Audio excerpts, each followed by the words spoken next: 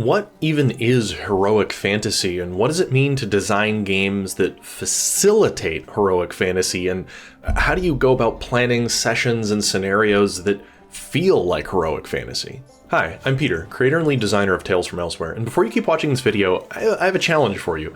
Write in a comment what you think the definition of heroic fantasy is. I'd be really interested to see what the breadth of responses are, because I think if you ask a group of people all playing the same D&D adventure, they might all give you different answers. And on that subject, which editions of D&D have helped facilitate heroic fantasy versus, say, gritty or survival fantasy? Let's dive into that together in this week's video.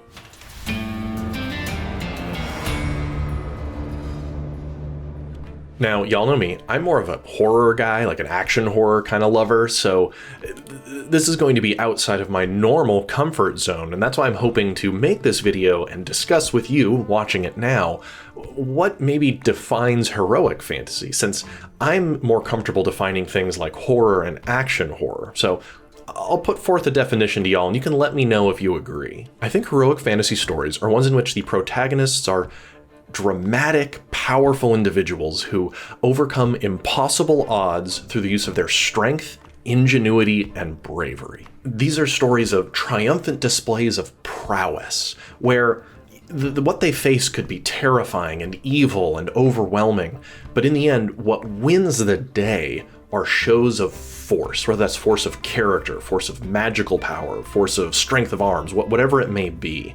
They're overcoming what they face through these acts of heroism, right? That it's their power that sees them through. And that still leaves room for creativity and ingenuity, of course, but in the end, it's not acts of desperation that lets them succeed. You know, if the odds are stacked against them, it is an act of courageous sacrifice, not necessarily dire desperation that sees them through. It's not a harrowing journey of sacrifice and loss that they pave through the world. It is a story of great deeds, stuff of legend. And I think there are three elements to gameplay systems, to actual mechanics that can help facilitate heroic fantasy. There's expressions of power, breadth, and growth. So mechanical expressions of power has to do with the players and their relation to the threats they face. In heroic fantasy, the players aren't going to be defeated by a single goblin or one skeleton, right? It's about them facing groups of those things. The individual enemies they face may not be able to stand a chance against them. And sure, at low levels, right, they may face challenges, but the idea is that the players are more powerful than the average peasant walking around in the world. They're special. The things that they can do hit harder, they can take more damage, they can run faster or lift a heavier load. They're just above what they face. And now, that's important because then the foes they face, which are even more powerful than them, seem truly staggering, like they're the only ones who could possibly defeat them. Because, you know, if a single arrow to the gut was enough to fell this adventurer, that's not going to feel like heroic fantasy. It's why my game, Tales from Elsewhere, it's not actually a heroic fantasy game. Like, my game's action horror, and it's a lot grittier because, yeah, a single gunshot can really ruin your day. Totally different design principles and design goals there.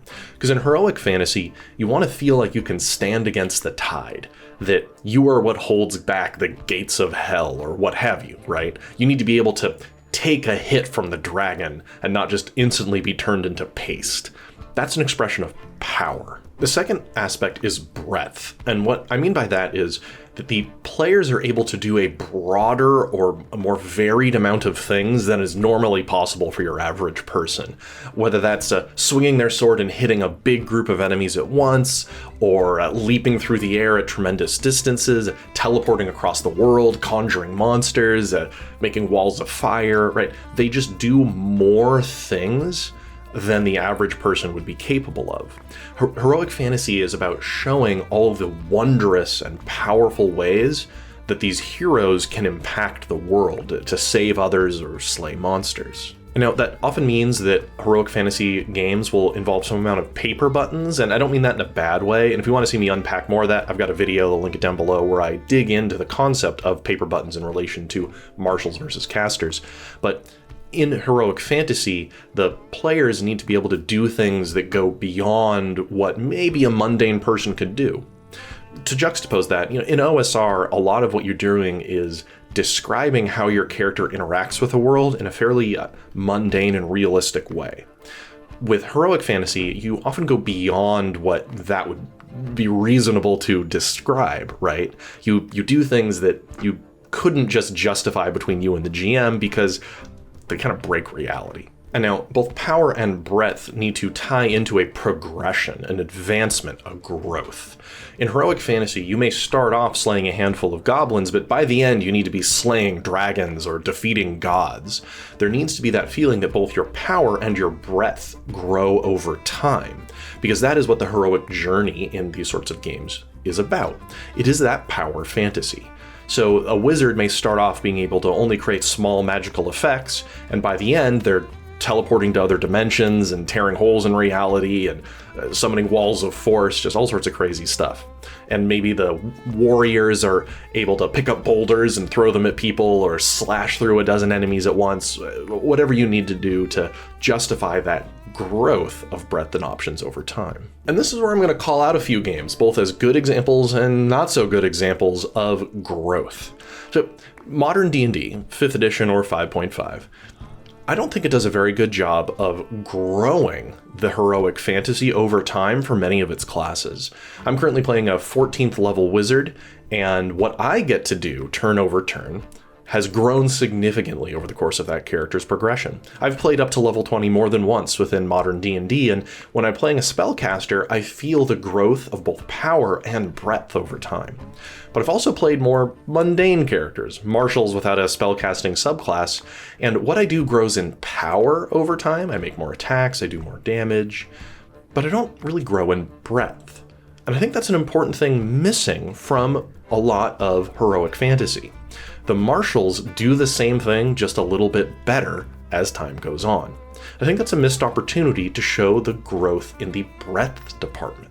While games like 4th edition D&D or those kind of inheriting that ideology, like more recently Draw Steel, it shows the characters, no matter the style, growing in both power and breadth over time.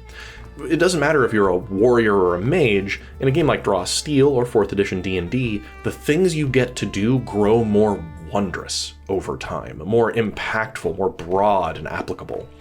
And that helps fulfill a heroic fantasy very effectively, in my opinion. We can look at Draw Steel for a little bit more than just its progression system. The way it handles its daily resources, its adventuring day, is also worth taking a little look at. So in a lot of classic modern D&D structures, you are reducing your resources over the course of a day. Setting hit points aside, you have fewer spell slots, fewer uses of special abilities. Just in general, you're dwindling your resources that let you do powerful things, in addition to losing hit points. In Draw Steel, as you accumulate more victories, you actually get more resources to do the wondrous things. You enter fights with more bang, more power at the outset.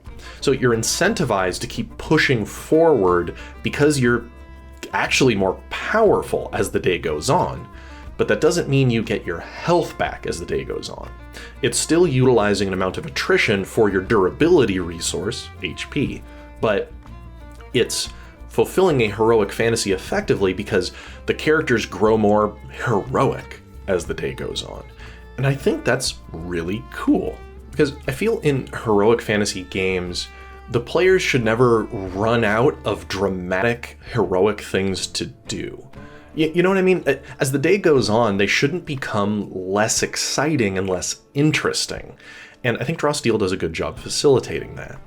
If what's preventing you from continuing your adventures for the day is a lack of cool toys, a lack of big guns, then it's a strange relationship. It's definitely more almost survival-like in its approach rather than heroic, because heroics are upswings, not downswings. Because in games like mine, where the players are kind of regular people and grow injured over the course of the day, and what stops them from continuing is the fact that they've got all these bullet holes in them and maybe they've lost a limb, that's not telling a story of heroic fantasy, right?